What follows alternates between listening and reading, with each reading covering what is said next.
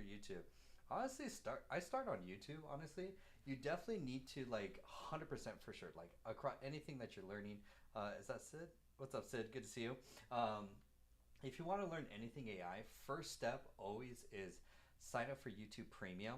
It's like 14 bucks a month or whatever it is, like worth every penny because from there, then you're going to learn a lot about YouTube or you'll find some amazing creators on there. Sabrina Romanoff has a ton of really good she has a ton of free content on her stuff. You can find a ton of free content. I'm not biased to like my don't want I don't care if you watch my surf or not. It really doesn't matter. There's a ton of really amazing creators that are creating content. I just have to get a little music out because it's Friday. Good to see everyone. I missed you. Nostalgic. Trying to live stream at the same time.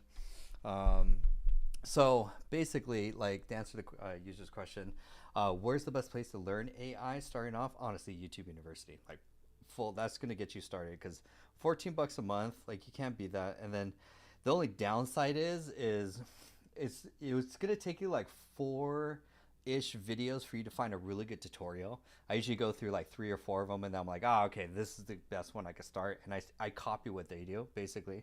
I build whatever they're building. Hold on, I'm also there you go. I build whatever they're building just to get the skill set of whatever I'm learning. It could be AI, it could be anything in general, which is really dope. And then from there, then the only downside also too is no tech support. Like if you have questions or anything, or you're kind of on your own. So if you hit a roadblock, that's the only downside. Derek's like, what about Google AI certification training? Trash. Honestly, IBM has one. Trash. Coursera has one. Like I'm super biased about like those type of stuff. There's Udemy too. I don't know if you tried Udemy, Udemy. If you want to go for like some paid curriculum, like real good courses, I would go straight to Udemy. Like Udemy like has a huge library across all sorts of things AI related.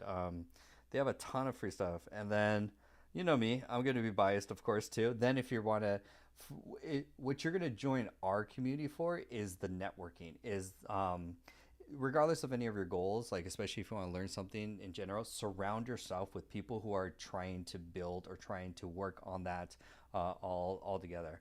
What YouTube did you say again? YouTube University. Honestly, it's well YouTube Premium. Basically, appreciate all the likes. I appreciate all that too. YouTube University. I call it YouTube University because it's like the best place. 14 bucks a month. Get YouTube Premium, so it's ad free.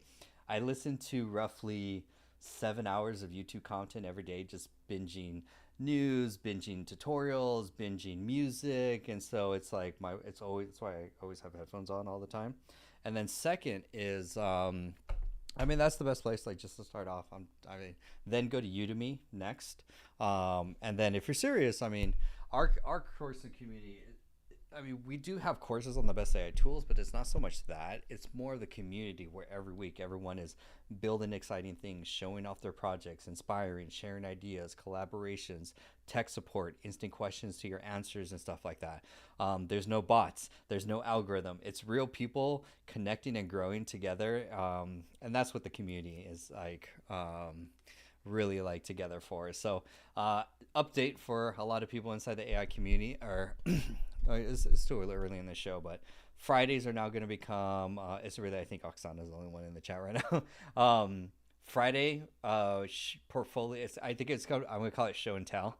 I know, real fancy, but show and tell in the sense of like show us like what stuff you're working on. Let's inspire each other because that last 10 minutes, I'm so sad I had to go hop into a one on one right after.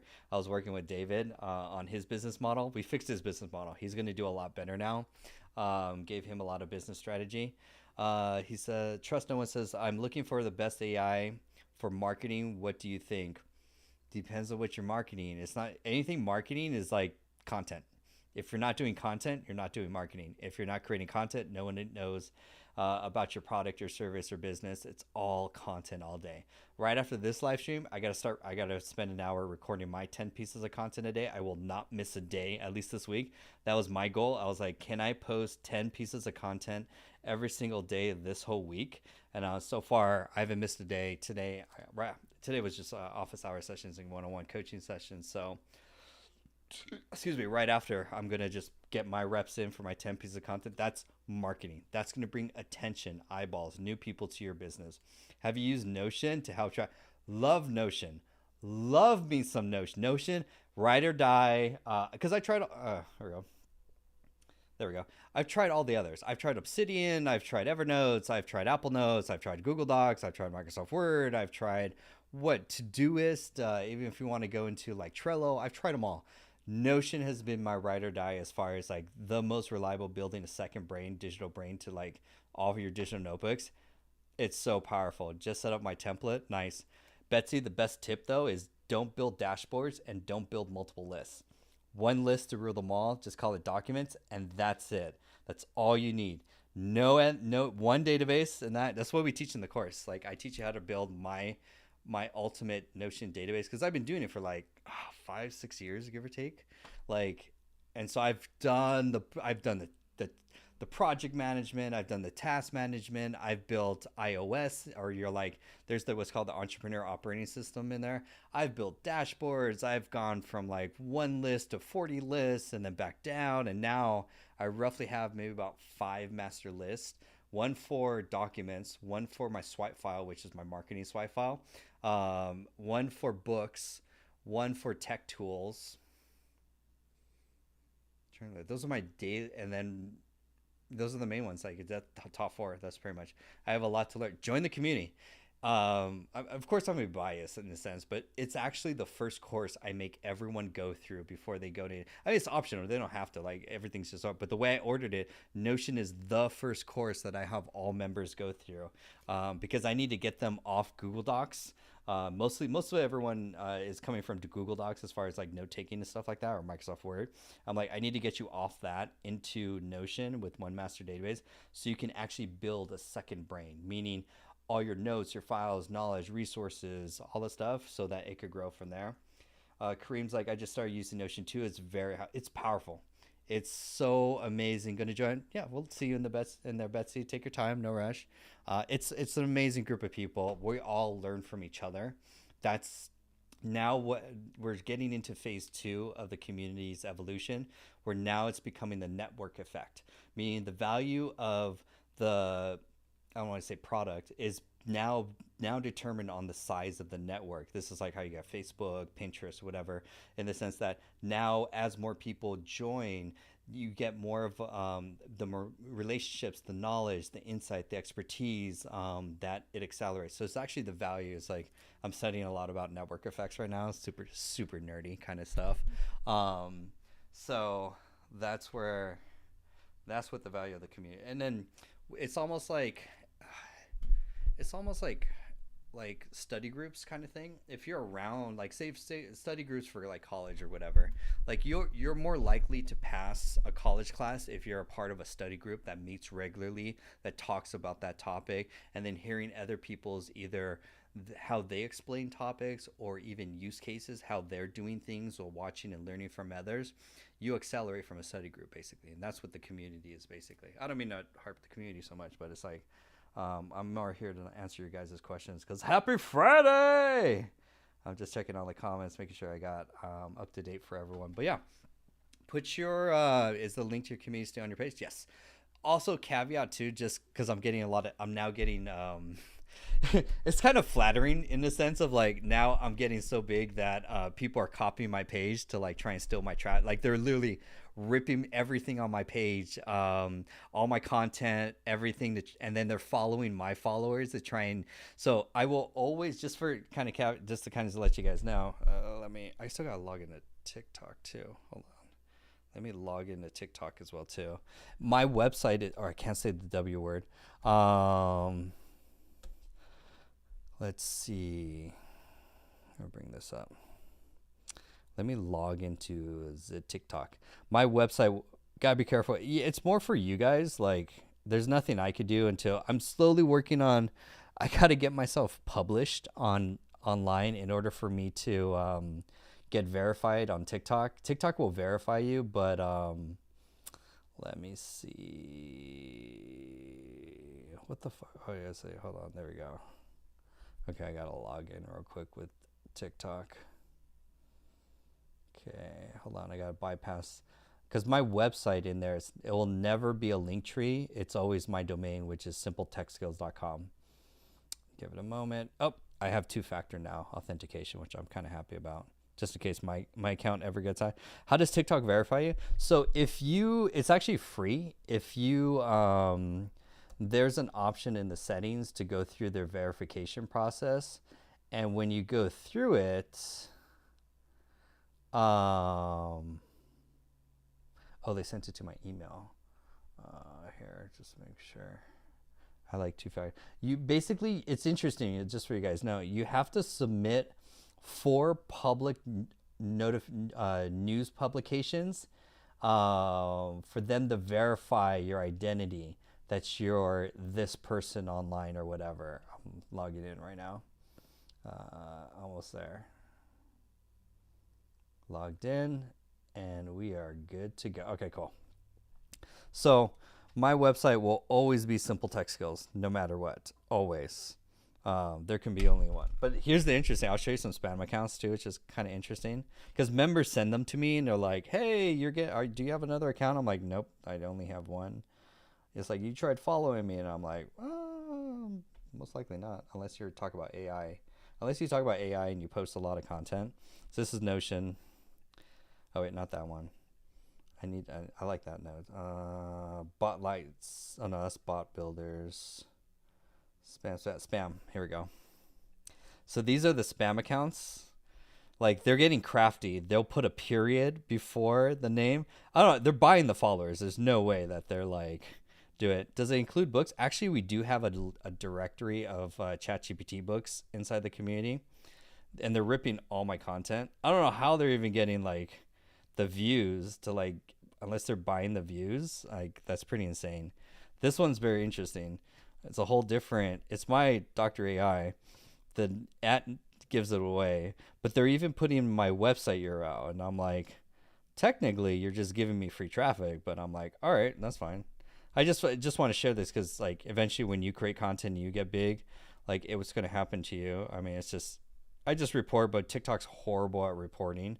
I've reported like 5 times, and they're like, their algorithm replies, "We have detected nothing wrong with this account. They do not violate any of our privacy policies or whatever." And I'm like, but they're copying me. And I was like, fuck it, whatever. I was like, fine, more branding, more traffic for me. And I was like, because I'm I don't call myself let me be your closer. I don't do sales calls, Tyler. That's why I left digital marketing. I didn't want to do any sales calls or high ticket. My funnel is actually pretty easy. It's like, it's low ticket, high volume, but then I upsell on the back end, which you guys don't know. I only have 2 products fundamentally, which is the AI community basically. And then I have a one-on-one business coaching package that I upsell only to members that join the community. So I don't need closers because they're already sold from my content or from the community, and they just want more help. So that actually, you technically don't need closers if you have a really good marketing funnel and you're delivering a ton of value, and you systematically upsell. Remember, should always have lead magnets, which is basically content, low ticket, mid ticket, high ticket, and then you ascend people systematically. And so it's actually kind of interesting. Oh, nice. Hope everyone's having a nice Friday. Hopefully Winston blesses us with this present, because I've been sharing Winston's AI videos to all my friends, all my family, and I was like, you need to check this out. And they're like, what? This is all made with AI? And I'm like, yes, everything you see is all made with AI. My wife has authored 2 books. This is Derek. Been quoted and wrote articles. So is there a specific place on TikTok? Yeah, just have her talking about her books and her topic, honestly. Nicole's like, probably can't stay long dealing with power outages. No, don't get disconnected. Nicole is sending you lots of ways. She's like, I don't know, power's about to go out, but I still showed up for the 6 p.m. show. That's dedication. Nicole, you're amazing. I'm glad you just showed up today. She's like, fun night. She's like, I would get the battery generators. I'm like, and then like plug it in just to charge it. And then that would be funny. You're like, John, I can't miss your stream. I'm doing the hand crank to like get the battery going. He's just like, Just like I'm going through all backup batteries. That's why I have you guys connected right now. It's like I've burned through so much battery, and this one's actually pretty dope. It's like a 30,000 milliamp or milli. I don't know what is that. mAh milliamp hour. It's meant to charge laptops for like on the go, but I even that is pretty gangster. So man, so updates in the community or the AI or pretty much just AI in general. Honestly, like Lovable 2.0 came out this week. That's like the latest in the update.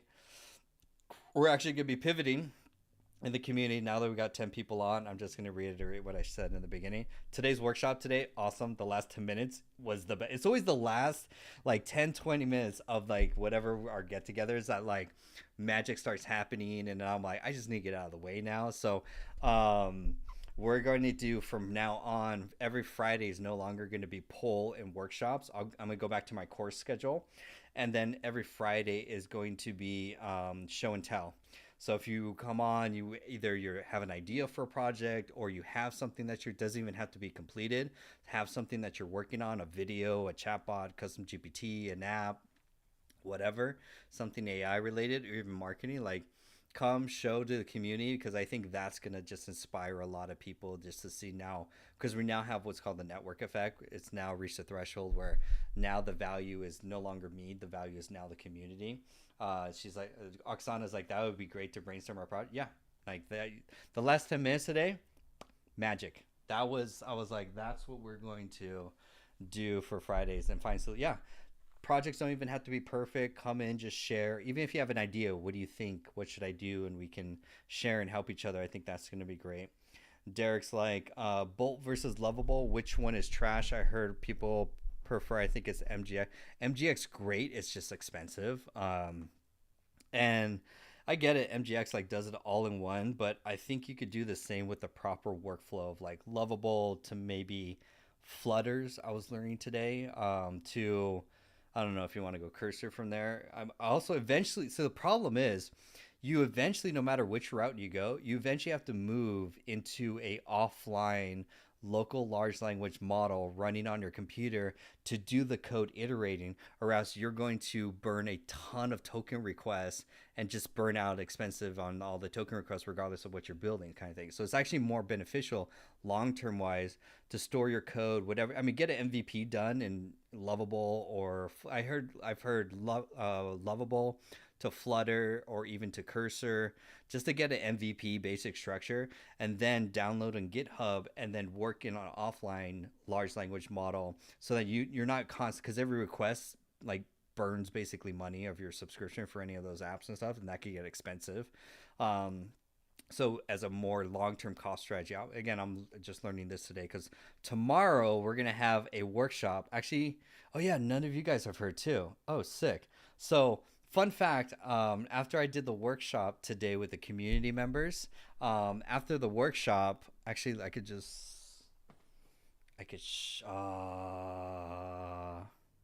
hold on, let me do this. Actually, I'll just say it doesn't matter. Tomorrow, Friday, is not going to be NAN. It's going to be a Lovable workshop so tomorrow for community members. That's why you want to join the community, from 11 a.m. to 3 p.m. So roughly 3 hours. All we're going to do is learn Lovable and trying to work through as many features as we can to kind of build an app together. That's the next evolution. Everyone is like more advanced enough that, and I had this discussion with, after our AI community member workshop, I went into one-on-one with David, who's the executive coach on TikTok and in the community, and we started talking about different things. And he's in building an app and trying to do MGX, and it's like, look, he wants to build an app that is that takes over a job application, or basically replaces LinkedIn Jobs and Indeed Jobs and Monster. He wants to build an app that replaces all those because of experience of it. And so he's subscribed to MGX and is like, yo, I have a roadblock, seeing Oksana's project today, hearing Sarah's insight today. Megan in the community also built a high ticket sales coaching app for her first iteration. So I think that's what, for the rest of the month, every Saturday is going to be dedicated towards just learning how to build apps using these no code tools. We're going to go all in deep because that's what you guys are going to walk away with as the most valuable assets. You're actually going to build something that an app, a tool, something using these workflows so that you could eventually.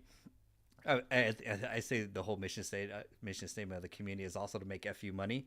That's the whole also tie. You'll make FU money if you could build an app. Like, so that's going to be very interesting. So we'll double down. We'll put NAN on the back burner. I'll kind of iterate on it as on a course level throughout the week.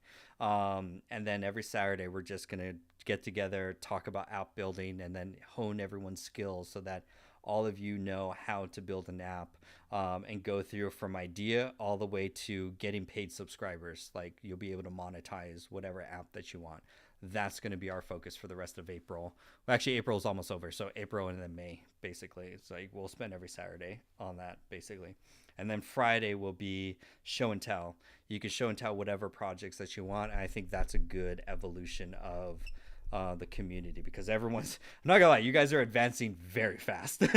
Like, you guys are very advanced for what all the project. We heard Sarah today and Oksana the projects, and I was like, okay, we got to evolve, we got to move, we got to grow. And I was like, this is exciting, and it's going to pull a lot of new people. So that's just what we're going to focus on. So that's why you want to be inside the AI community, so you get access to all the courses, the resources, the mentorship, all of that fun stuff.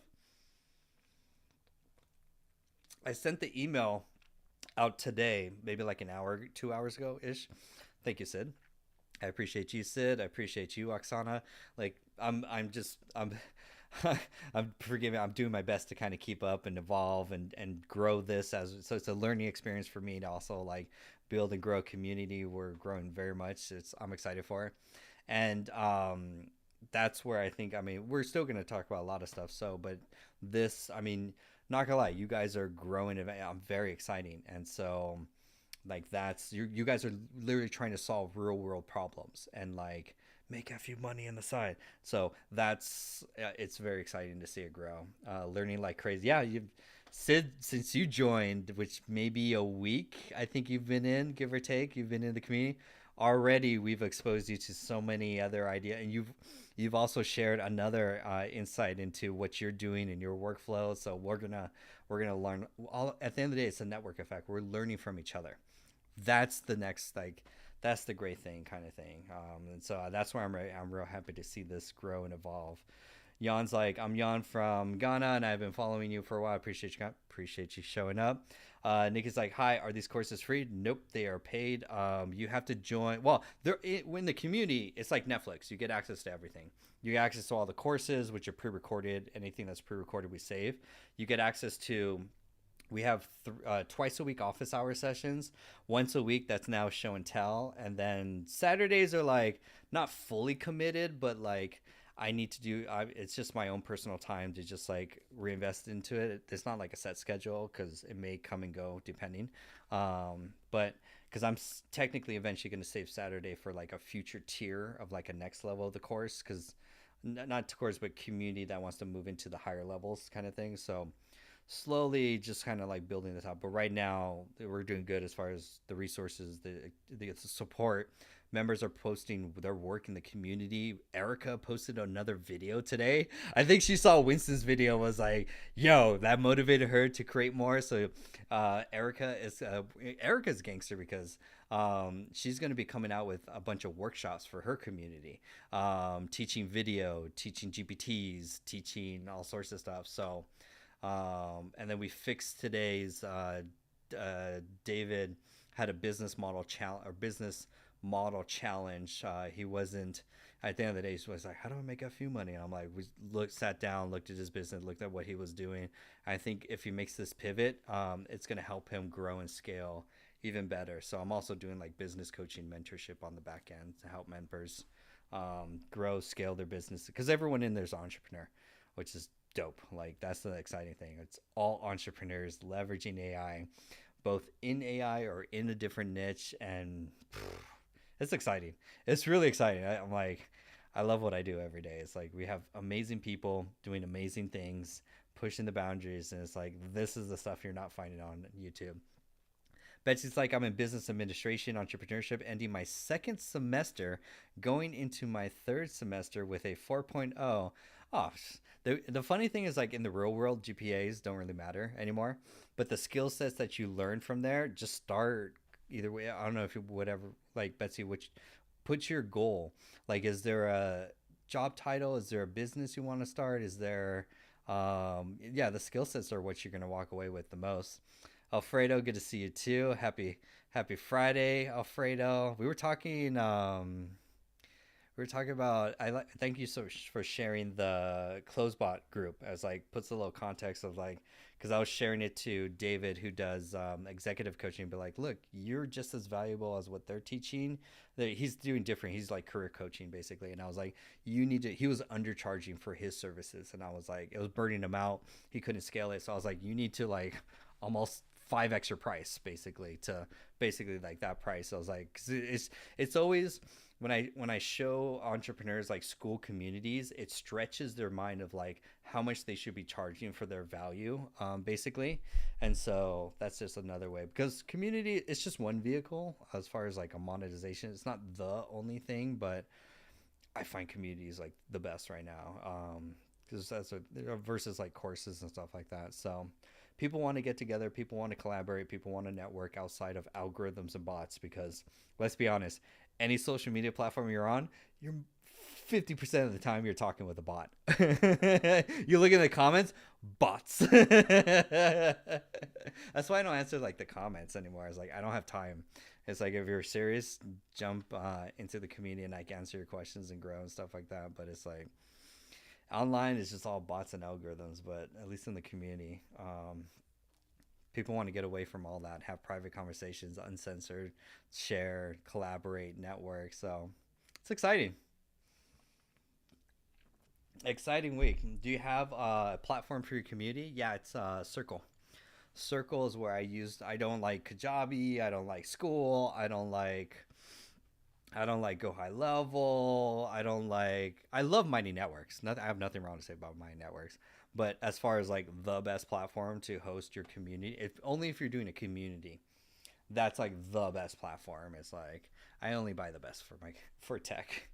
My accountant looked and it was like, "You're spending how much on software?" And it's like a car payment. I was like, "Yeah, but I only play with the best, so I get the best results." And so it's interesting. It's all tax write off, anyways. But no, yeah. So I'm excited for tomorrow. That's why after this, I have to put out my 10 pieces of content. It's only going to take about hour 10 minutes for me to pump out 10 pieces of content, and then I'm just going to go into a lovable binge tonight and just start binging as many. I'm already like halfway through some tutorials. I learned more about what is possible with it. Brandon's like, what's the best community platform you recommend? I just jumped on Circle. Circle community is the best. Don't do school. Don't do Kajabi. Don't do Go High Level. Don't do Thinkific. Don't do Teachable. Don't do System.io. I know them all. Like Circle is the standard, the best one. Has all the features that you want to manage a big thing. Does Circle cost? Yes, everything costs money in business. It's $99. No, it's $89 actually. For the plan I'm on, for what I'm doing, is like $89. You only need to move up to the next level. I think it's like $199 if you want to do automations, which eventually I'm going to be doing. Because now we hit a threshold. We're almost there. We're not there yet. But once I start hitting like consistently 4 or 5 sales a day, then I'm going to just start immediately automating it. But right now, it's still easy enough to manual do. Brandon's like, why do you prefer Circle than the others? Unlimited video hosting, powerful Zapier like automation in it, easy to use API for automations in the future when you want to scale it. The best mobile app across any platform: Android, tablets, iPhone, desktop, website, TV. You could brand your you could brand your own app if you're large enough. When it's not even large size. You could just pay a little extra, and you could have your own app on the App Store as an official kind of thing. You don't have to do any app development. They just rebrand it for yours thing. Um, Customer support is amazing. The paywall is super flexible. You can do any type of pay configuration, like pay monthly, daily, weekly, one time, annual, whatever you want. You have different paywalls for different products. You're not limited to, they have Did I mention unlimited file hosting? School charges. You have to charge and you have to buy an extra place to host your content on top of it. Circle's such trash. Sorry. What is the best? Brandon's like, thanks for sharing. I'll check it out. I'm in real estate coach. Oh, you should join. I just posted my 4-part series of AI for real estate coaching series. Derek just joined the community. And then where's the woohoo? I like this one. Wow. Okay, maybe a heartbeat. And that.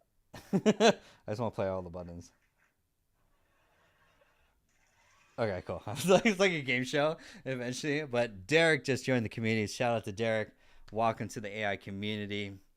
You're amongst my. We had Alberto join today. If you guys don't remember, actually, I was just talking about 2 seconds. I just said your name, Alberto, and you just popped into the live. If that's not like universe right there, that's dope. I was celebrating Derek joining. I was like, for Derek joined, but not only Derek, we just had Alberto join from the community. So it's meant to be. So glad you're part of the community, Alberto. Albert, do you like Albert or Alberto? Let me know. Benji's like, I just started my AI automation agency, building chatbots and automation. This is a great live. Yeah, what businesses, Alberto? Nice, good. What businesses need the most is AI chatbots for the website for lead, like basically lead follow-up fundamentally. What's called, excuse me, it's carbonated.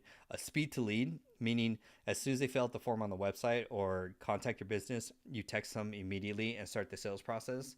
Speed to lead. If you can respond to your lead within the first 60 seconds of them reaching out to your business by phone, text, or social media DM, you can increase your conversion rate by 391%.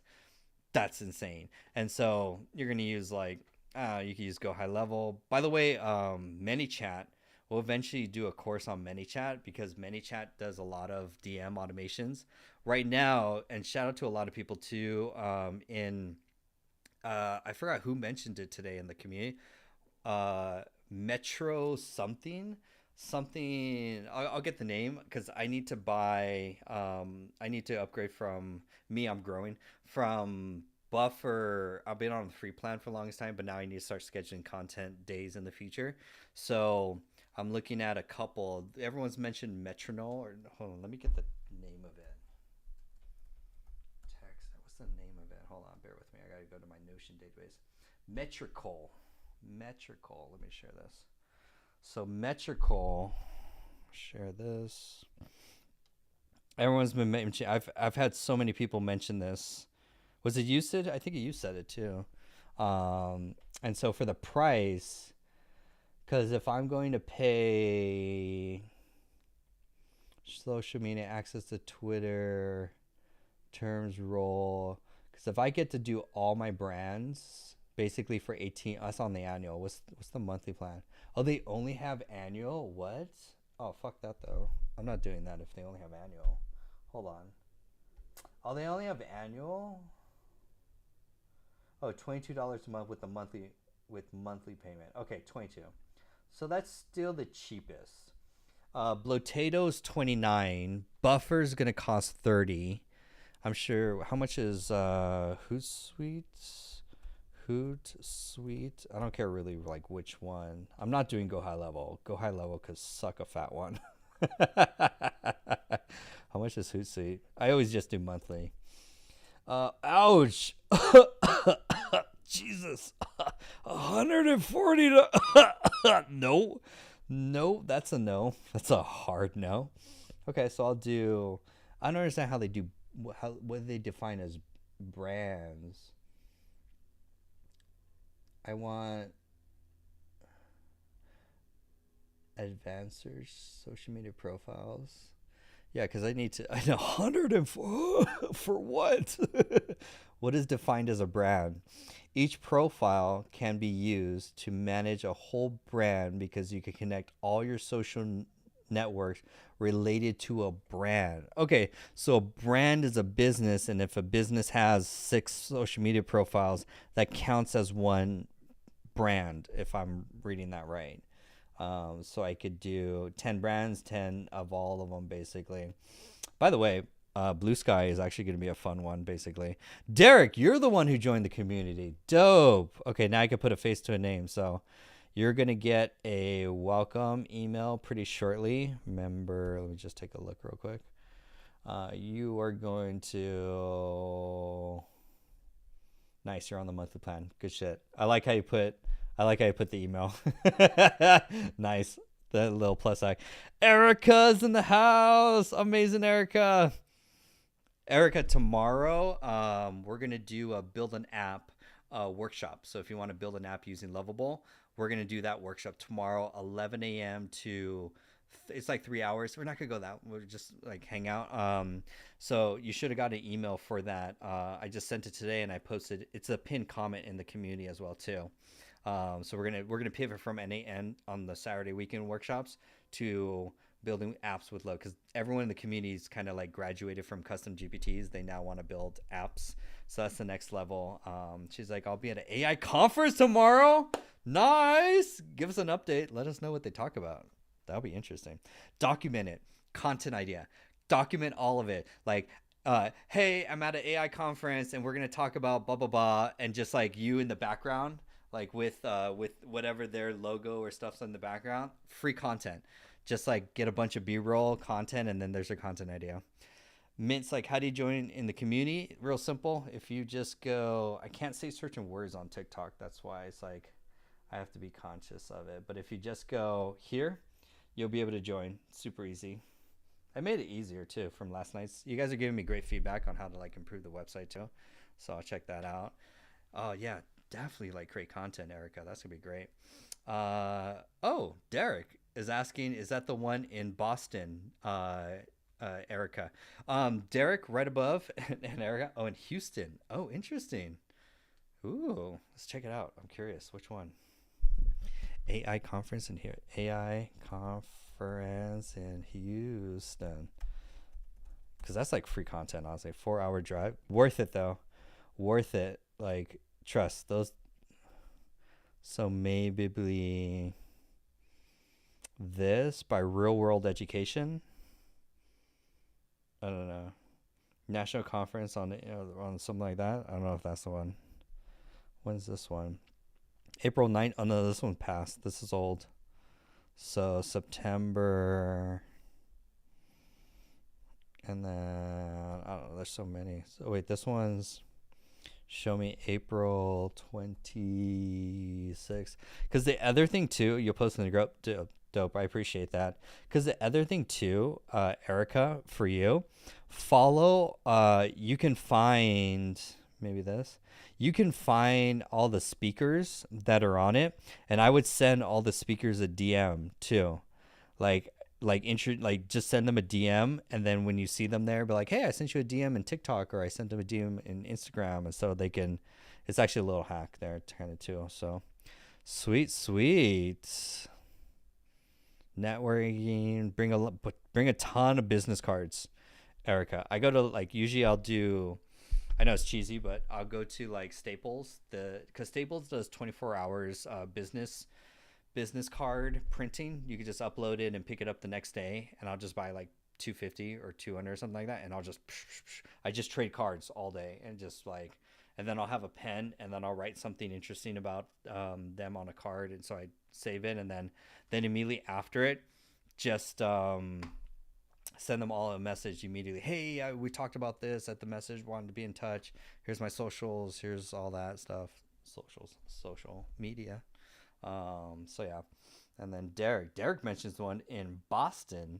Eventually, we're going to eventually in the community, we're going to have a map what city members are in, because 2 members today, I connected them in the community, and they didn't realize they're both in but middle of nowhere. I think it's Utah. I think it is, like they're just in the outskirts of like, and they're 2 really dope people. And so I connected them, and then they're like, yo, we're like 5 miles from each other or something like that. It's some weird kind of, I was like, that's dope. Or I think it was like a 5-minute drive or something. You're in Melbourne. Nice. We have community members Canada, across the US. We don't have anyone in Mexico yet. Then we have Jamaica, we have the UK, we have Australia, We have those are the main kind of thing. We don't have anyone from China yet. Yet we don't have anyone from Russia yet. So I want to be global. So because I want to dope map him to just like see everyone, see guys, because that's the next level. It's gonna be towards little mid Q3 ish.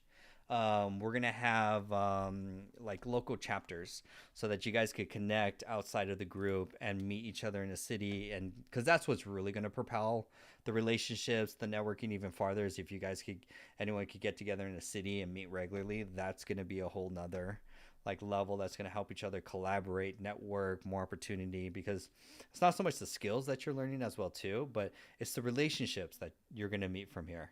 I mean, the relationships you're going to meet in the community are going to be with you for a long time outside of the community, and so that's going to be something amazing. So that's why I tell everyone, I'm like, just ask each other out for coffee, like honestly, like Zoom coffee or like Google Meet coffee, 10 minutes short, doesn't have to be long, because you'll be surprised meeting each other, what your goals, your skills. Someone has the net, someone has a network, someone has the skill set, and so you want to talk about 6 degrees of separation, like that's exciting. Like we're it's I'm studying a lot about network effects. It's actually really interesting because this is where the magic starts happening. So it's gonna be dope. We're just growing the rest of the year, and then so hopefully we'll pick a conference. We'll have our own AI conference. We're gonna have it like maybe if it works out at the end of the year, if that would be dope. But we're gonna have our own conference, like for sure, all the members, and like AI. I gotta come. Tom's giving me flack in a good way because I gotta come up with a better name. He's like, no one's gonna take you seriously if your community is called Simple Tech Skills. He's like, nothing of what we're doing is simple, kind of thing. Like we're doing epic badass building AI expert level, profit level, like mastermind. And I'm like, you're right. I got to rebrand it. So eventually I'll rebrand it something better, more enticing. You just have to start somewhere, as they say. Just start somewhere.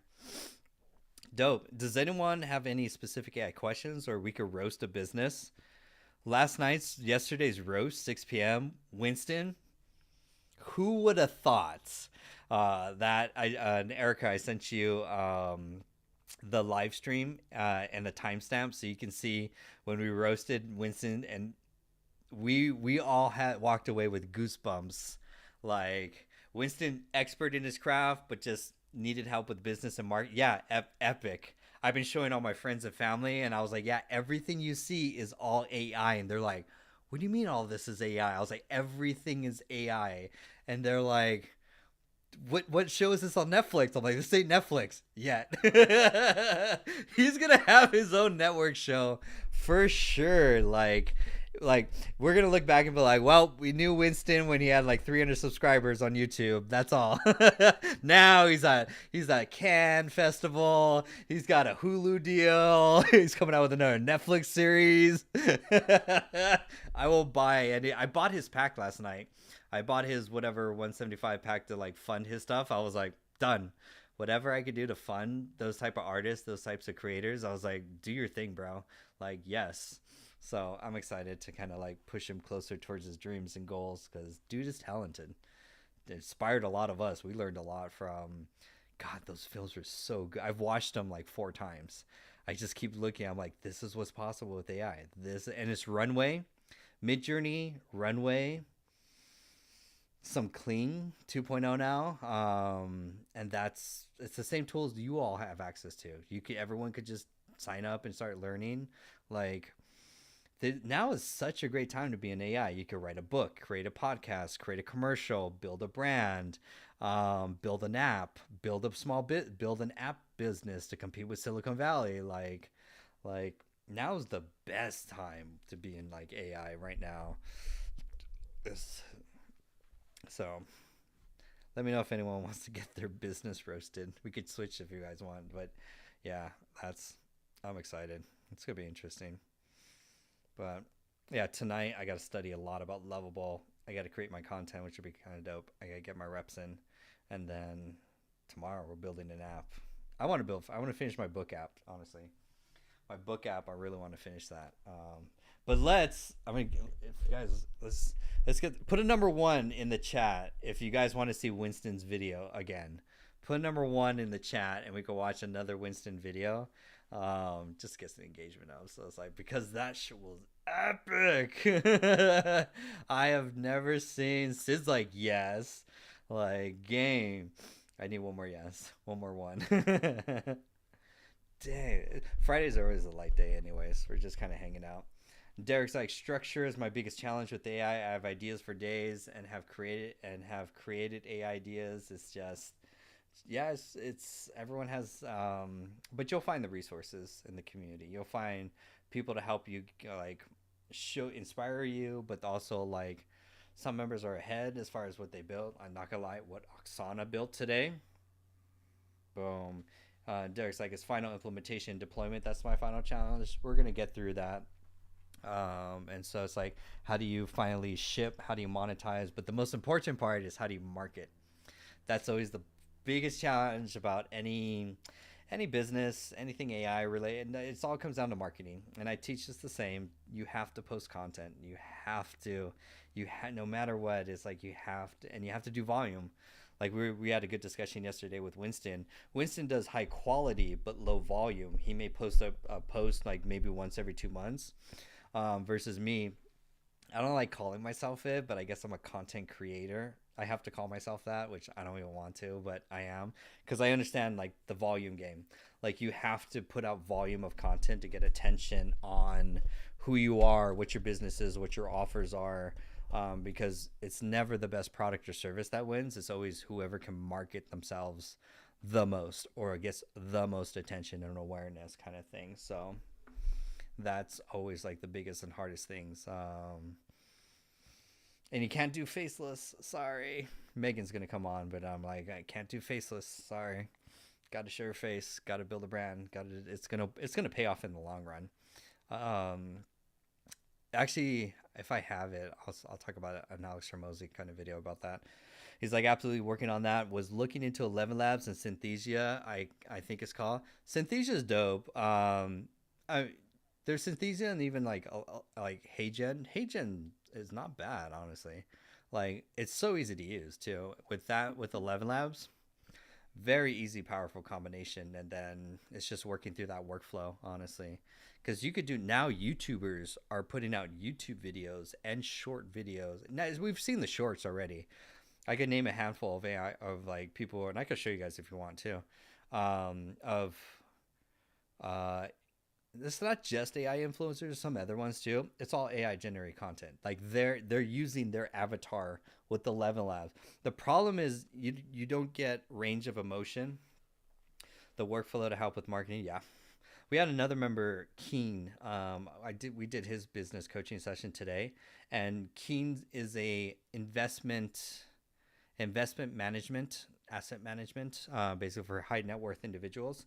And that's his biggest struggle, is the marketing side. So I'm coaching him on how to do YouTube production, how to do a podcast, how to streamline his content creation, how to do his marketing for short form, long form, email, website, all of that stuff. So, and you'll find, actually, Derek, if you want to, I could put you in touch with, there's another member in the community called Richard Serhant, I think, or Sargent, I think is his name.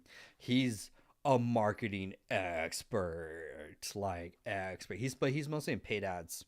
I specialize in content.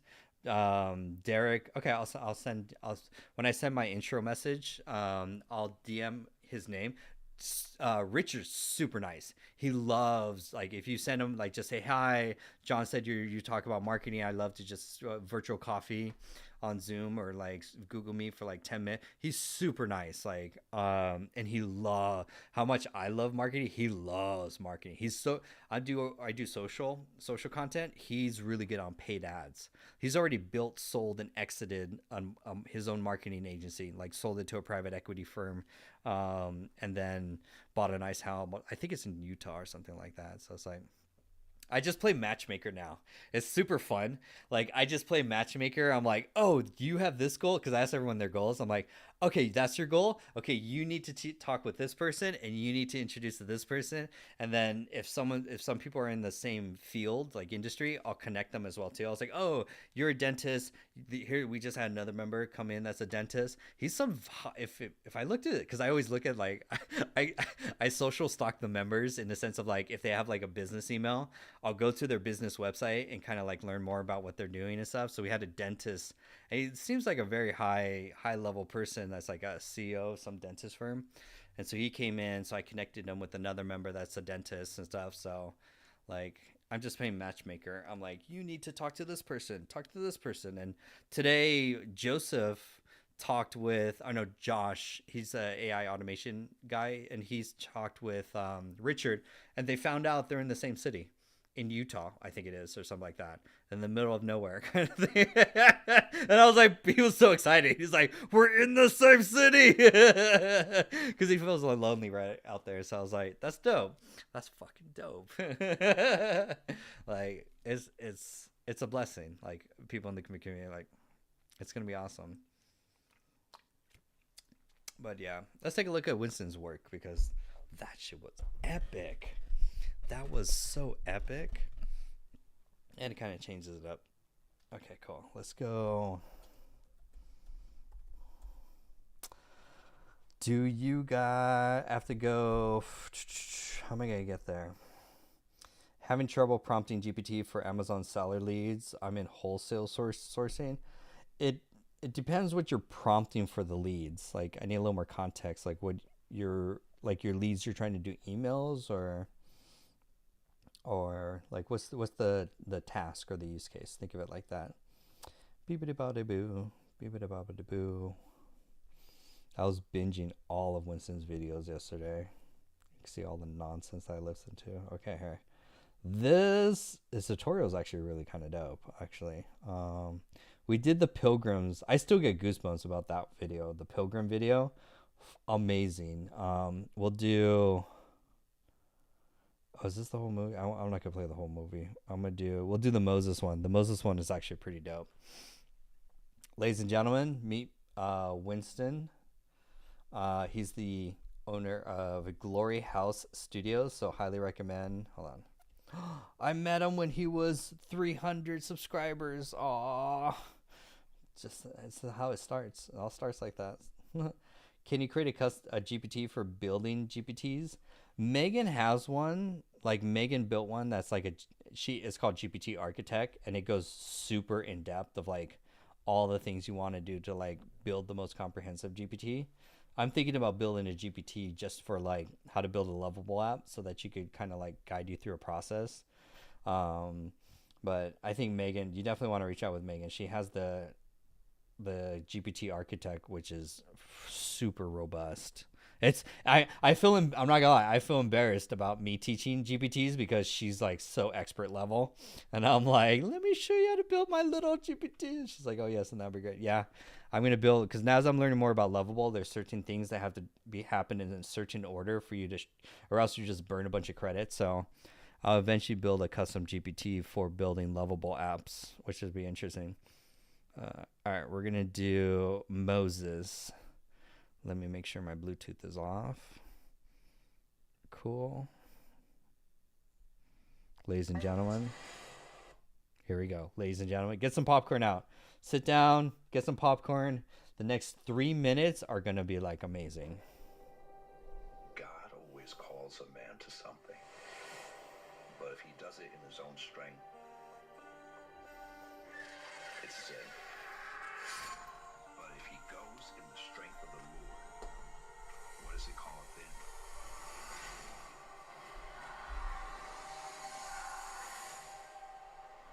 Salvation. Don't forget your name. There's power in the meaning of a name. Moses, he who is drawn from water. Evil only persists when good people keep silent. How can you live with yourself being called of God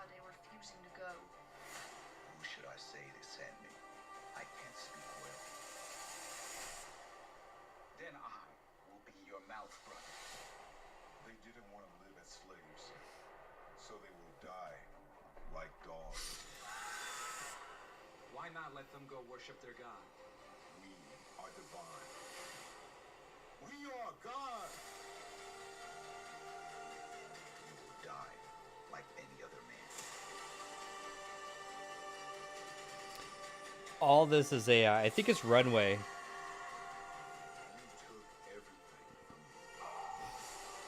Now I will take everything from you. This is epic, yo.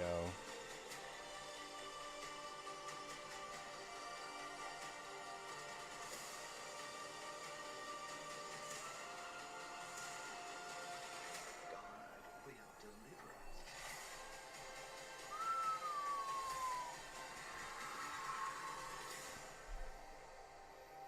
Right? So they have sorcerers and snakes, and we have a stick. I have goosebumps. I don't know about you guys. He puts the tech that he uses here. There we go. And then okay, so you can see he used 11 Labs for the voice, Midjourney for the images, and for the storyboard. Video is Leonardo. Video is technically Runway.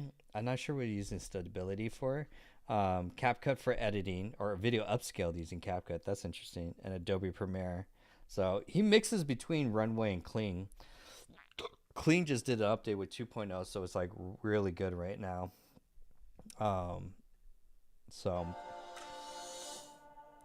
But everything. My name is Winston Mayo. We have a free gift for you for watching. Stay until the end to see a sneak peek of our next movie. Receive backgrounds for your phone and computer by clicking the link below and joining our newsletter. Thank you, and here's our next movie from Glory House Studios. See if you can guess who it is in the comments. Who is this uncircumcised Philistine? Samuel. Damn, that was epic. How much is that? This one, he spent some good money on it. I want to say probably less than, I don't know, like if you like tool cost, maybe like $500. He does a whole like a deep dive, which is actually kind of cool. Like this video right here, how we built. Oh, come on, zoom in. There we go. How we made an epic movie on a low budget with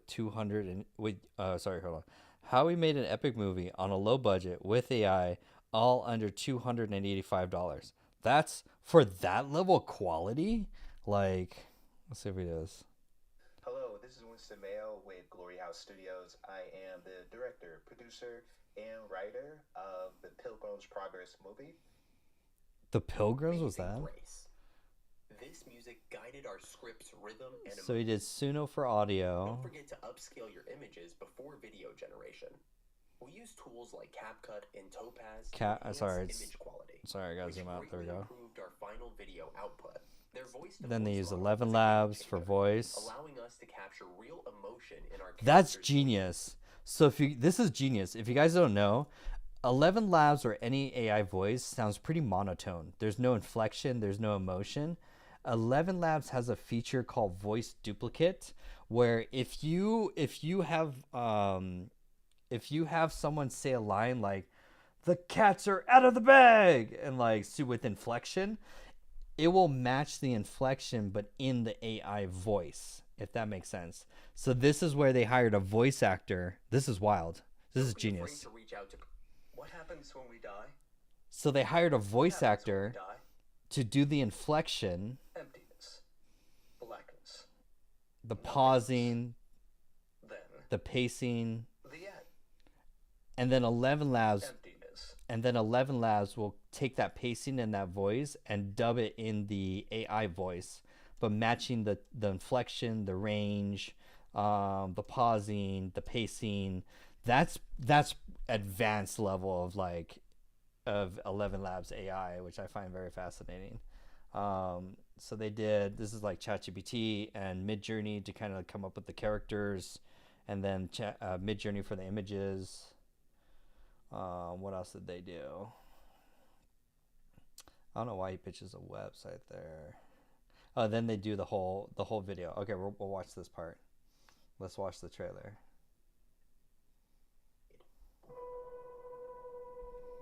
This is magical. What happens when we die?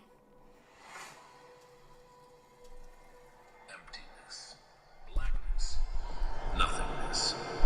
Then, the end. You don't believe that now, do you?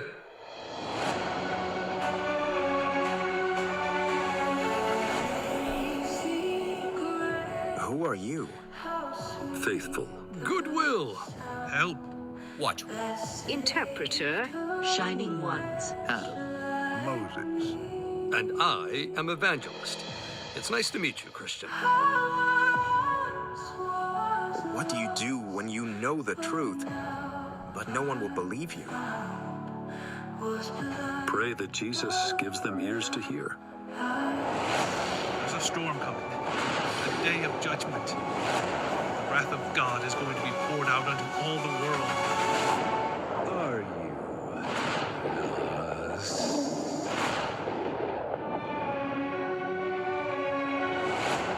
Poor little Christian has lost his way. Seems like a sheep has gone astray. Where are we? We're in the valley of the shadow of death. What should I do? Warn them, or their blood will be on your hands. The funny thing about the promised land, it's to guide.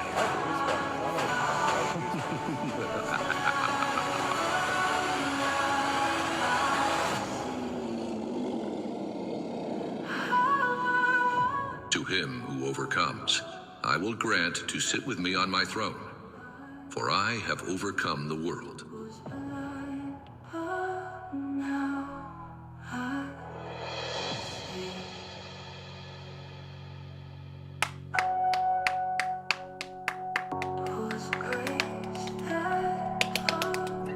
Hello, my name is Winston Mayo, and I am the director. Okay, here you can kind of see like what the tools that he's using. 11 Labs for the voices, and these are the same tools we teach you in the community. 11 Labs, we're gonna get into Midjourney, Canva, Leonardo, Kling is there. What else? Adobe Premiere, Suno for audio, for music, OpenAI, Anthropic. So there's your two there. So it's using the same tools you guys have access to, and it's like that is amazing. Romo's like, I wonder how he came up with the scene layouts for lack of a better term. He does storyboarding using Midjourney. So Midjourney is what he'll use. He'll do prompts, and then he'll use that to basically storyboard each scene. And then he'll take those scenes from Midjourney and put them into Runway or Kling, one of those two, and then animate them. Because Runway, you can actually direct the movement. You could tell what characters or what elements to do whatever movement that you want in it. Runway is very powerful. If we could fund him to play with Luma too, I think it's Luma's like Lumaray. I think it's Lumaray. That's like the gold standard. That's like the most like high quality video generator. Did you see that 0303 mono 4.5 often insert invisible? Yeah, someone let's share that Austin, because one member shared that with me and I find it interesting. Let me know what your thoughts are. Let me see. Let me go. Let's go to my messages. It was like I have a bunch of videos I saved, and we could do some funny memes as well too. Monica shared it to me this morning. You see, like I get 100 messages. Beebadabadaboo, 8 messages. Oops, sorry. Beebadabadaboo. Okay, wait for it to load. You gotta wait for it to load so you can see all the messages. It's just there we go. This video. ChatGPT is leaving a secret watermark on your text. So if you don't want to get called out for using AI, here's how to remove it.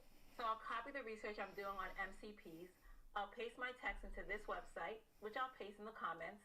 Then click on Show Characters, which reveals these invisible Unicode characters. You can see these characters are absolutely all over the place. So let's remove them. I'll head over to Sublime Text, which is a free code editor. I'll paste the same text again and click on Control plus F to find all of one code. Then backspace, and they're all gone. Want more tips like this? Follow me, Dr. Erin Joff, to monetize with AI. ChatGPT is leading. It was very interesting because if you read the comments, they're all mentioning just to paste it into Notepad, which does it already. Use Notepad, it will clear any special characters. So you could go through that way, but just everyone was like copy paste in Notepad. Have you got approved for Google Agent Space? Not yet. I haven't applied because I just haven't. That reminds me of what some real world use cases you've used for MCP. Oh, so MCP eventually, when we get into NAN, that's where you're gonna really start playing with MCP.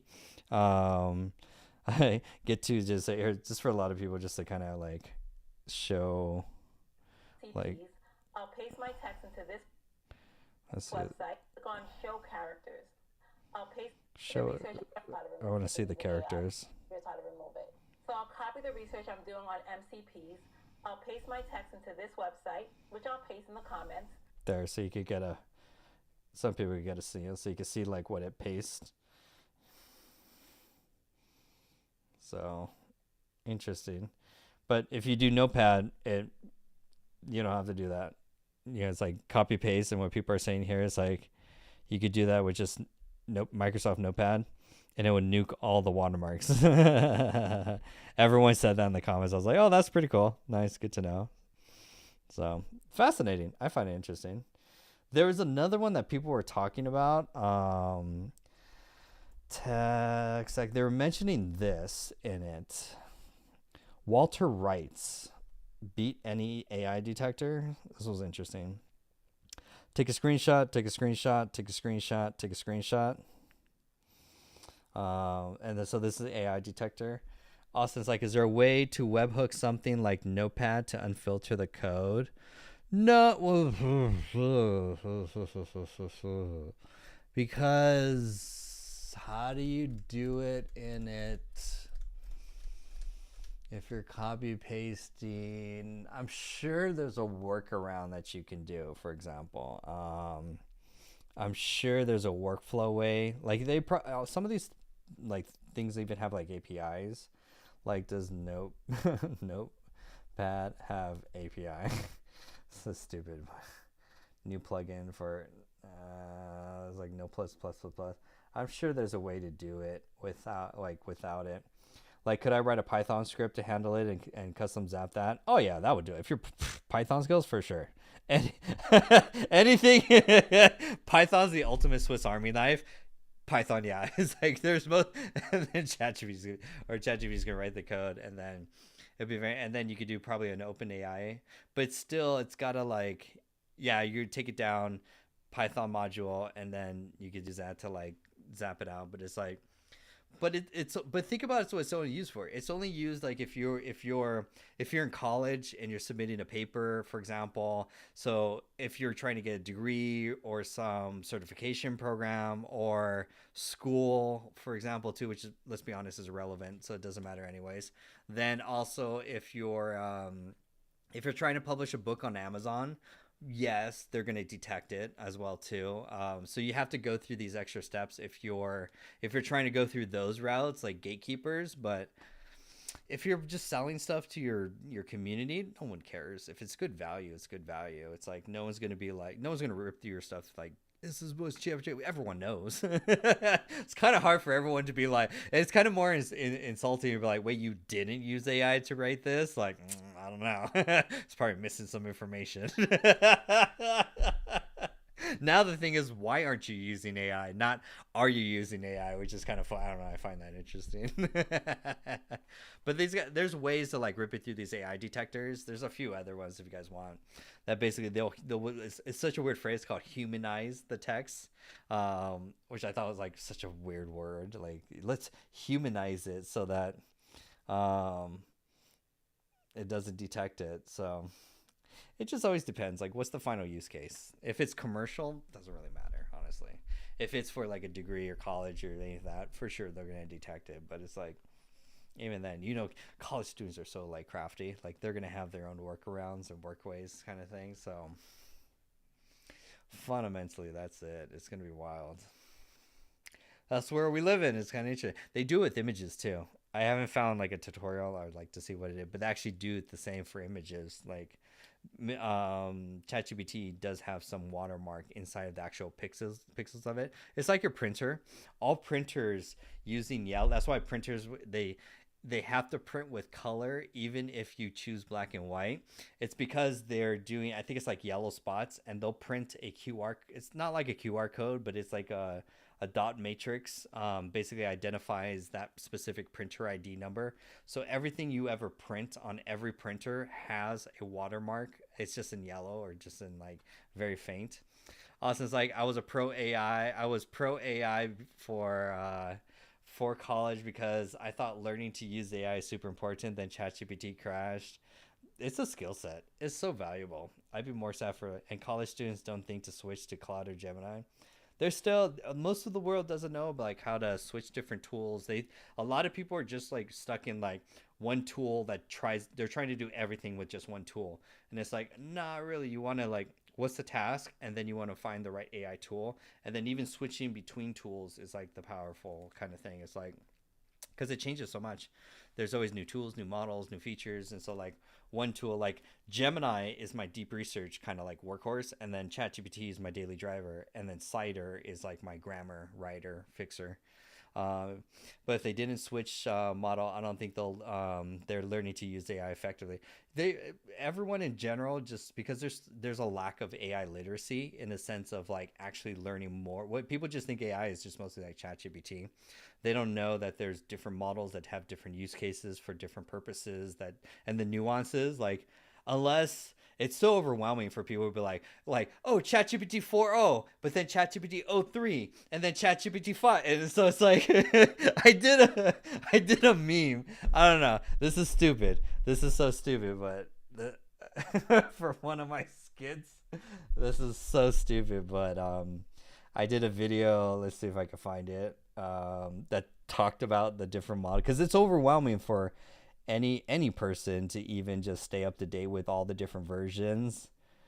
Okay, this is funny. I think it's no, that was the first one I did. Oh yeah, this one. Watch this. This is funny. Bro, stop what you're doing. ChatGPT 5.7.9 just came out. Wait a minute, wasn't it like 5.7.8 this morning? Yeah, but this one could do your taxes and fold your laundry. Ugh, great. Now I'm unemployed and wrinkle free. I haven't slept in days, and I'm scared if I blink, it'll learn to breathe for me. Honestly, I'd let it. You wheeze like a haunted accordion. Every time I open Twitter, it's like, AI can read your mind now. AI can build a robot. AI is your new stepdad. Yeah, I saw that one. He seems pretty nice. How am I supposed to keep up? I just figured out what a token is. You don't need to keep up. You just need to pretend like you understand it, like LinkedIn. Like, I'm super excited to leverage synthetic cognition in the paradigm of future-proof workflows. Boom, now you're an AI thought leader. Dope. Do I get a badge or something?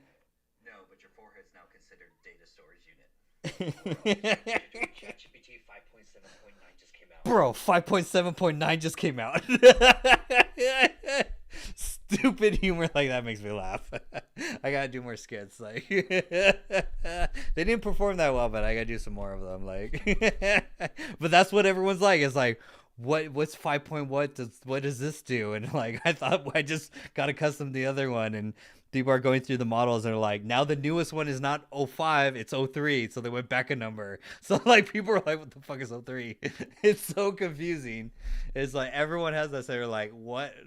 Everyone, new model came out, and you're like, I don't even know what the first one does, let alone what new feature this does. Austin's like, do you have an opinion on Perplexity search, selective index versus ChatGPT search, AI you can use in your browser? They're both... Personally, they're both trash. GenSpark is like the best anything I would use for like search, and just my opinion kind of thing. Because like, I still seek Manus. It's unusable with the tokens, but if you want comprehensive research, Manus is the gold standard. Then Perplexity or GenSpark is like the best researching agent. Then from GenSpark, I'll use things I want to Google. I'll give to ChatGPT, Perplexity, just to answer like dumb stuff. I don't use ChatGPT for researching much. If anything research, I'll just go to GenSpark. Really, the skits. This Akita are too smart for people. What have you found that performs well? Depends depends on the use. It always comes down to the use case. It's like what I always try and figure out, like what task are you trying to do, and then it's either going to be some specific tool that's 99% not ChatGPT, or something like that. Perplexity. So Perplexity. Did you guys watch this video? You guys gotta keep up with my content. This is how I stay up to date with it. Like, watch this video about Perplexity. Perplexity CEO has a brilliant idea that they want its browser to track everything you do online to sell you more ads. Perplexity is looking at Google, Meta, and Apple and wants some of that sweet, sweet ad money. They want to launch a browser to track all of your information. I like this line. This kind of thing has led people across U.S. and Europe to suddenly distrust big tech. I wonder why. Do we need to boycott Perplexity? Put an alternative down in the comments. Stupid. It's stupid. Perplexity fucked up. Like, I can't cuss, but Perplexity's been fucking up. They have so much VC money. Rather than actually make the product better, it's actually gotten worse. It's actually been lobotomized more times. As soon as DeepSeek came out, they were gone. They became irrelevant because DeepSeek search was actually better than Perplexity search. So then they scrambled and they're like, we have DeepSeek, and it's a better version of DeepSeek. And where people are like, that's stupid. We could just use regular DeepSeek. Why? And then they're trying to come out with the browser. They're like, look, we could build a browser because we want to be innovative, and like, we secretly want to track all your data and sell you a fuckload of ads. Like, we want some like sweet ad money from like Chrome and Safari. They want some of that sweet data, and so they've lost their way. They're not going to be around. Like I use them for basically both Perplexity and Google are becoming more and more irrelevant as far as like usefulness. It's gonna like there's more robust, like GenSpark is so good. It's really good. DuckDuckGo needs to compete with them. That'd be interesting. Wait, DeepSeek search was actually better than Perplexity? Yeah. Indexing a reg versus browser access still seems big. It always comes down to like what's your task, because like I'll give stuff to like if I need an answer searched on the web, like if it's quick, it's like Perplexity, just a quick answer kind of thing. I may use it like once or twice a day for like just general questions. Google's starting to do that now with already at the very top, it'll summarize answers. But if I want like, hey, I need you to search the web and actually give me a more comprehensive research, like search more than just the first page, then I'm gonna use GenSpark. GenSpark is like super comprehensive as far as like what you want. Like GenSpark's powerful. I'm not gonna show Oksana thing. Like she built some pretty gangster stuff with like, because it'll build like an app. It'll build not an app, but it'll build like a website that looks like an app, which is kind of gangster. DeepSeek's still great. But they're becoming irrelevant because I need the deep reasoning from Google Gemini 2.5 Pro. It's so weird to say all these acronyms like 2.5 Pro. What the fuck is 2. I don't even know about 2.5, and they have a Pro version. It's so overwhelming for a lot of people. Most people aren't keeping up with that, and I can't blame them. It's so overwhelming. I have ADHD, so that's the only reason why I'm like, oh, shiny object, got it, next. Austin's like, Perplexity is selective for cred. Google search has embarrassing issues because it uses browsers. Yeah, it just depends. Like, what are you searching for? Is it just like a quick answer to kind of search, or like, are you like really trying to put together something like? It always depends on like the intensity of your query kind of thing. Because we had a comparison one night. We took ChatGPT, I think it was 01 with deep research. We did DeepSeek with deep research. We took Claude. We also took Perplexity, and we gave them all the ultimate question of like, what is the #1 best-selling flavor of Pop-Tarts? I know, super comprehensive. That was a fun night, and we had them go head to head. Surprisingly, it was actually DeepSeek and ChatGPT o1 when it had the DeepSeek did really good as far as like searching, analyzing, giving me an executive summary. This was before GenSpark was a thing. Wild, I know. Back in the day before GenSpark came out, we had DeepSeek, and you had to use o1. It's like, thanks, Grandpa. Now we just use one, ChatGPT 79, and you're like, great, thanks. You kids don't know. We had Claude. Who? Claude. What's a Claude? What AI startups would you bet on? That's a great question. None. They have no moat. That's the wild thing. Because if you think about it, eventually all their features will get absorbed like Kirby. They'll eventually get absorbed by the bigger companies. And so the bigger companies have larger resources. Like, it's really going to come down to like Google and Microsoft, especially for the enterprise level for clients. There's always going to be smaller ones, but they're eventually going to be absorbed or acquired. For example, I was hoping iPhone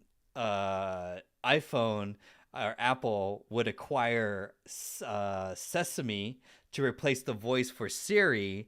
We're all waiting for Siri to get some AI feature, but it's useless. And so it's like, but think of it this way, because of how, like, tomorrow we're going to do the Lovable course, because of how easy it is to basically rebuild, like, any large language model or SaaS product does not have a technological moat or protection around IP. Like, they could be ripped off, not to say ripped off, but like cloned pretty easily now. So it's anyone's game. It's more of, it's hard to say. It's like, there's not going to be, because like, think of how fast DeepSeek came out and crushed all of the US like large language models like Google and ChatGPT. It just destroyed both of them because of it just optimized the algorithm instead of for server time. It was mostly for software, because like software is eating everything at the end of the day. Derek's like, might need to drink some mushroom coffee with lion's mane to absorb all this info. Imagine how I feel, because I gotta like keep up with all of this like nonsense. So I gotta like talk like the expert of like it's overwhelming for me to like, I'm in my little bubble of like all these weird names and acronyms to remind, but I'm day in and day out in the community, content and everything. So it's it's all I think about too. It's like, I got my GPT brain. People call me John GPT. Austin's like but assuming they be absorbed relies on people being able to ask the right questions. Well, it's always going to come down to prompt engineering as far as like how like useful they are. It's interesting. It's like take for example like these kids. These kids are very interesting. Right now it's an arms race. If you go YouTube, my first million. Like, here's a few high school students that just learned Lovable and a few other apps. Let's do this one, for example. And they looked at the market share of like $100 million app companies, which is basically MyFitnessPal and Lose It. And they created their own. And now they're making, I think it's $2 million a month. Jeez, how many episodes did they put out? That's not that far. It's not that far back. 20. There we go. 2 million a month. So these kids, this is a great episode. Oh, zoom in. There we go. So this episode, how I make 20 million a year as a 17-year-old.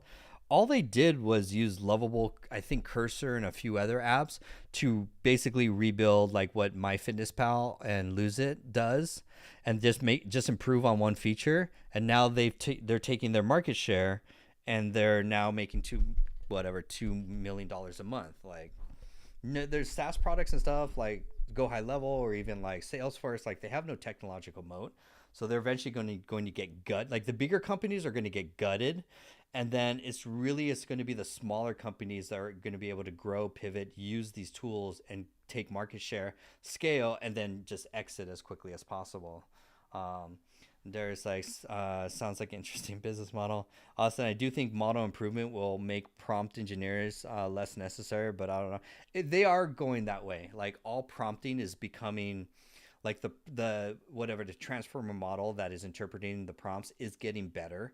So that it's less like, look how lovable you can build an app with very rudimentary prompts. Like you don't have to be a prompt engineer to like work with lovable. So the large language models are getting better. What is actually going to be a rise, what I see more, is the private offline local open source large language models. That's a whole trend that I'm really fascinated and curious that like that's going to grow, because I feel more like eventually maybe in 2 years we're going to have our own private local large language model running with MCP connected to our business and personal life apps, and it's going to be a Siri like connection that you're going to just voice commands, and it's going to go and update on your own server through MCP and APIs to basically update all the data entry for your personal life, for your business life, check your email, manage your calendar, store notes and access information. And then we're going to have pendants like Plod. If you guys have seen Plod, we're going to have pendants that we're eventually going to walk around instead of iPhones. The iPhones are going to go away. I don't know. They're not going to last more than 10 years, but like it's going to be like my thing, 8 years. PLA you do. And they're eventually going to be replaced by products like this. Because these types of products are eventually, you're just going to wear this. Like this is going to be your whole computer. Because this is going to be hooked up to a server with a cell plan, basically. And then it's going to, right now it's like tethered to your phone to then use your phone cell data. But eventually these things will eventually have their own like SIM card that is going to just send data to either their cloud, but ideally a local, like a large, like offline. I mean, these ones are going to go towards... Like this is eventually what we're going to go. This is going to be the phones of the future. It's just this, no screens. There's going to be no point because you'll have wearables at this point. How much are they? They're actually more affordable. There's like, so Plod Pin starts at $159, but there's another one. Plod versus, there's another one. Plod, there's the R1. It looks like a triangle. Don't make me get it from my notes. Okay, let me get it from my notes. There's another one that's open source that's way more affordable. Because the price is going to come down anyways. They're the only... They're just super early. I mean, this is what basically Meta's glasses are. So we have a sheet. So like here's wearables. Omni.me. Omni.me. So eventually, this is the other one that's like open source. Shoot, how do you wait? Omni.me pin. Not pin. Wearable. Trying to get to their website's like super annoying. Is it Omni.ai? Okay, yeah. I mean, this is straight out of Black Mirror. Like straight, if you guys are watching Black Mirror, this is straight out of Black Mirror. But this one, so like here you're like, hey, contact sent, send a message to so-and-so. And then here you could be like, hey, email Sally the contract that we just talked about. And like, I mean, if that's not Black Mirror vibes, like, come on, why? Who's gonna wear that right there? And it's like you know how you know how invasive having Fathom is in meeting notes, where it's like, this meeting is recorded. That's how invasive that is. People are gonna look and you have this white thing right here. Like you have this big old like, hey John, is this being recorded right now? No, it's not. The battery's not on. See, there's no light right there. Why don't you put it away in your pocket? I can't. It's like super glued. It's adhesive. I have to wear it and the tape wears out in a weekend. Download it. Like for sure. I should do a meme skit. I'm going to do a skit like that. Like, hey John, what are you doing? Doing my homework. For sure. Like, Black Mirror vibes for sure. Like, but they have open source. This one's interesting because it's cheaper.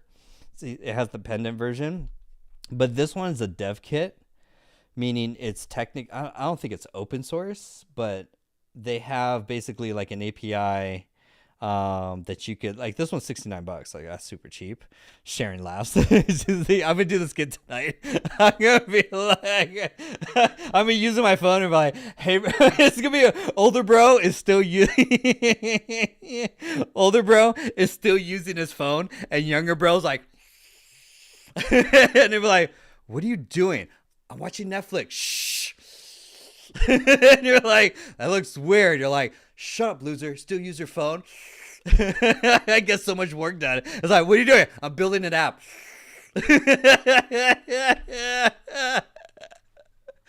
Don't laugh. It's gonna be the future. Like, we laugh now, but like, that shit's coming.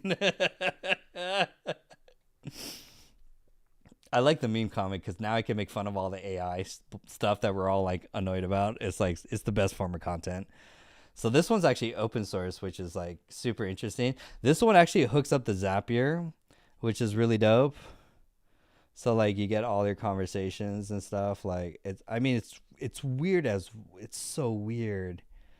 Like, you want to talk about stuff moving, technology moving pretty fast. Like, this stuff is moving too fast, but that's where it's going. That's where, like, remember when the new iPhone, or no, whatever, iPhone glasses, or the goggles came out, and everyone was like walking around with these goggles kind of things, thinking it's the future, and they're like, and that trend died pretty quickly, thank God. But now Meta's trying to do it. Is it it's just it just records audio but it also transcribes. It's basically like Fathom as a necklace. It's a Fathom necklace basically. But then you could do different things, like you could tap on it and give it a command like make a note and send an email to Johnny. Send this to John at 496@gmail.com, and they'll be like bloop, bloop, bloop, bloop, bloop, bloop, send to John 465 bloop, bloop, command sent, and you're like, thank you. And I'm like, it's weird. It is weird. It's gonna we laugh, but my kids are gonna have it. Like, my kids are gonna be like, I'm like, I found this in your room.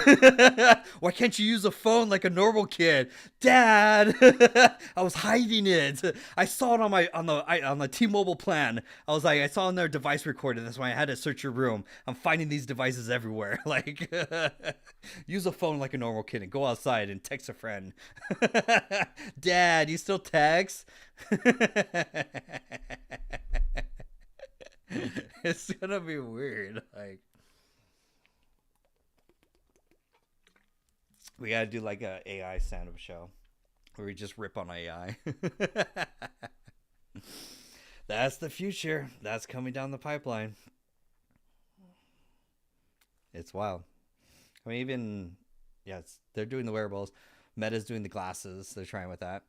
The challenge is kids in school don't know how to teach AI or brains. Kids can't read in middle school. Like, they can't read. They can't even tell time on a watch. You show them a regular watch, they cannot tell time on a regular watch, which is a whole nother it's bad right now. Like, it's like they have no interest of going outside. If you've seen that video of the dad that takes away the phone and locks the kid outside, it says, don't come back until the headlights, and the kid's like freaking out. Like, he's just locked outside, doesn't know what to do. And I'm like, bro, we used to love that. Like, we used to be gone and just get the bikes and just do dumb stuff, and like we would tear up the neighborhood. Now kids can't go 5 feet without a parental supervision with them next to them. It's like, Jesus, these kids are doomed. It's like, oh my gosh, can't even even think of like a tool thing. Like, kids can't fix stuff. Kids don't know how to take things apart. Derek's like, it's insane. Critical thinking will be replaced by laziness. Yeah, we're going towards WALL-E days. We're going straight towards WALL-E. WALL-E was a documentary of it was actually one of the first Black Mirror episodes. We just didn't realize it. It was actually foreshadowing. Just a lazy boy, a little TV, and like get your little supplements, and that's it. And like, that's gonna be like, I mean, it's why it's like what because think of it this way, is like, like people can't get jobs until unless they have AI skills. That's where now it's like employers are now looking out if you have AI skills. I mean, they don't care about the resume, but if you actually have AI skills is the differentiator between having a job. I think the WALL-E is the most optimistic dystopia. We should have a dystopia like movie night because there's like, where's some other ones? There's like Elysium is another one. Like they're all trying to like foreshadow all that stuff. But WALL-E was like, hey, let's add a little cute little robot so they don't realize that that's the future that's coming out. I mean, that's what all the big techs are trying to do anyways. They're trying to do, I think Anthropic, if I'm not mistaken, Anthropic is trying a welfare program right now where they're like subsidizing something. OpenAI did a subsidy, like a welfare subsidy program as well too. Like they piloted that. I don't know if I think that tanked. Oxon was like, they introduced AI in some schools. Kids learned more in 2 hours than they had in months. They should have like AI curriculum. They should have like an AI like mandatory course of how to do prompt engineering, how to use ChatGPT, how to code or something with that. OpenAI, but the OpenAI one had no significant. None of them do, because it turns out if you just give free money to people, they've been doing that in Silicon Valley for a while. Like, it turns out if you just give people free money, they just don't do anything. Like, because they're like trying to like find your joy and stuff like that. But it's like, but I still think like right now is like the best time to like, because we have social media, and if you leverage social media right, you can turn your hobby into a business. Like it doesn't matter if you're like you're interested in fly fishing. I watched obscure like TikTok channels, like live streams. There's people that just go fishing all the time, and they just like live stream what they do in fishing, and then they sell something on the back end and monetize their passions. Like now is actually the best time to actually like build a personal brand, get awareness out there. For example, they were teaching them in regular subjects. That'd be dope. There's actually a school I was following for like I think it was like middle school, and they have like an entrepreneurship program, which is really dope. Sharon's like fly fishing channels are very lucrative. It's an expensive hobby. Like it's oddly what you think it too. It's like that. Like there's a bunch of people that just like, and it's just like. Just document your favorite hobby. It's like now's the best time. Are you from San Fran, or did you move there? I moved there. I think it was 2 years before COVID happened. I moved up there that's when I changed. I left the 9-to-5. I got reskilled. I reskilled or upskilled myself in 2 months to learn Salesforce. Got certified. I was working at 2 startups there. One was Bungalow. They did property management basically, and then I moved there that was like a year and a half, and then I did Alto Pharmacy. But those like, and then I hated San Francisco. Please forgive me. It's nothing. It's so dystopian. Like it's so weird because you have such a juxtaposition of like rich and poor, like in the same like. It's such a weird. Please forgive me for like if you're from South Side. I get it. It's like the tech brain place of the world, but it's like a cult. Like. It's so weird because it's almost like if you ever been to like college towns, everyone's like repping their college like shirt of like I'm from Harvard, I'm from Princeton, and it's like that's what it's like. They all rep their startup brands, and everyone is like, I don't know. There's like a Silicon Valley self-entitlement that's like you're nothing unless you're like in a startup or doing something big. Like it like shatters people's egos and stuff. It's I'm redneck. I am like throw me in the woods with like a dirt bike and like dumb stuff, and like I'm happy. Like I'm such a redneck, but I'm like super tech savvy, which is like weird. I'd rather have like a channel where I'm actually building like dirt bikes or like stupid stumps. Think of like Jackass back in the day. Like that's what I would be doing all day, like dumb stuff in there. Definitely get what you mean. Raised Kansas, considering San Francisco. Do it. I'm not talking anything like bad about it. I treat it like think of it like this. It's like business boot camp. If you survive a year in San Francisco or Silicon Valley is like 5 years in like the most elite business like environment. Like that's where I honed all my skills of like project management, time management, Notion, Salesforce, software development, Mac, building startups, idea, MVPs.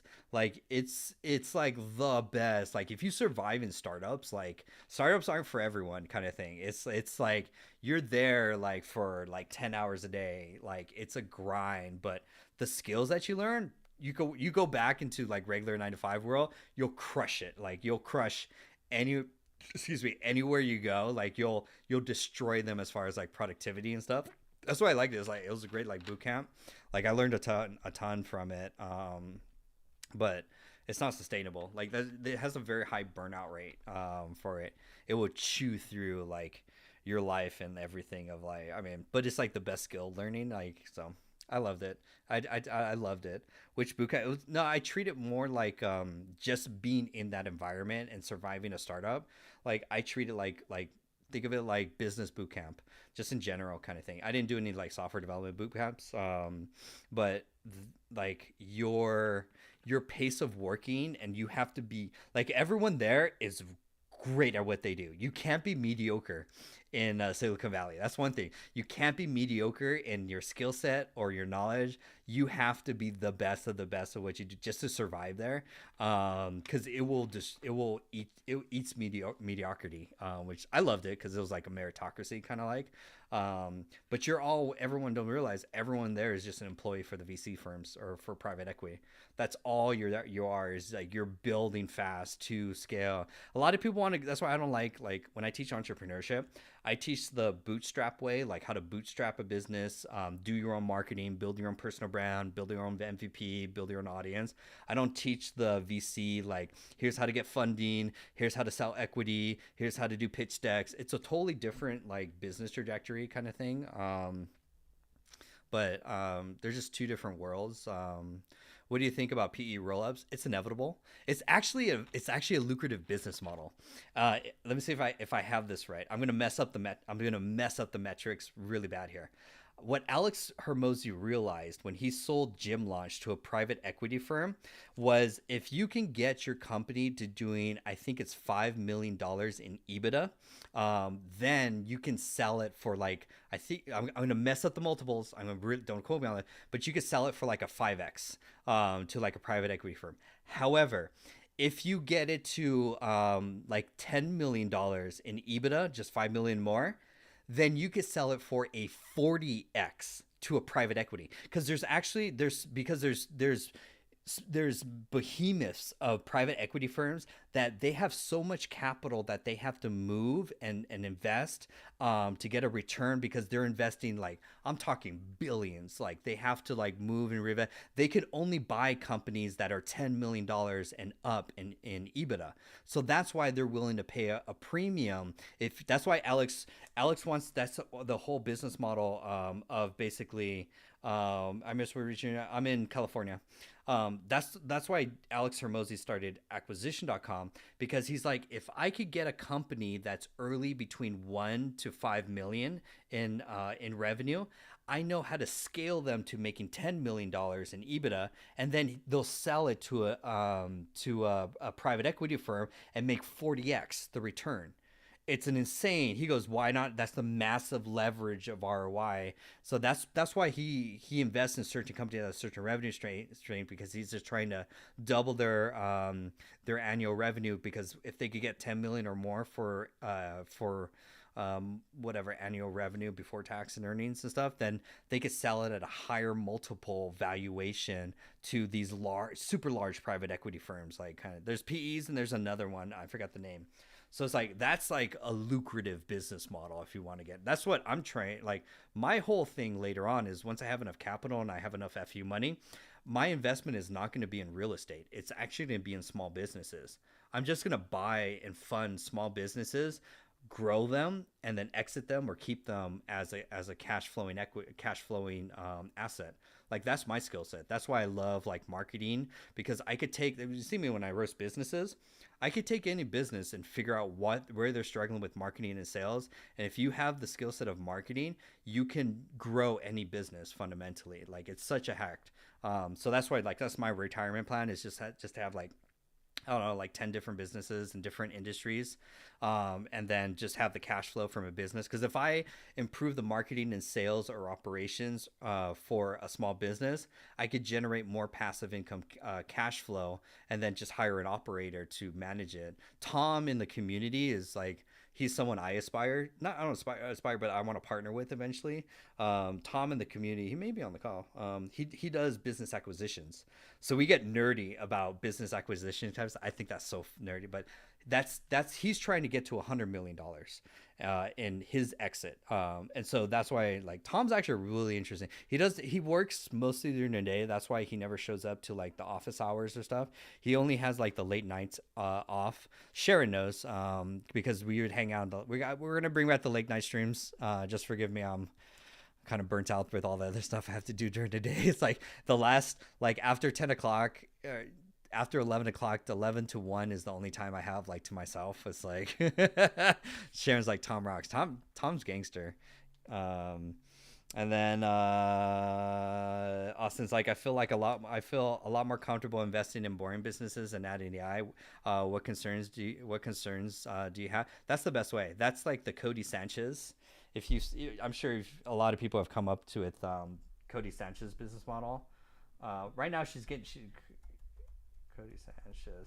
Right now she makes more money through speaking engagements right now, but she's the queen of boring businesses. I'm talking like cleaning mats, laundry, car washes, maybe even dabble like a couple rental facilities, like a storage space facilities in that kind of mix. Like, that's what she does. Right now she's making a lot more money with speaking engagements, which is her big thing.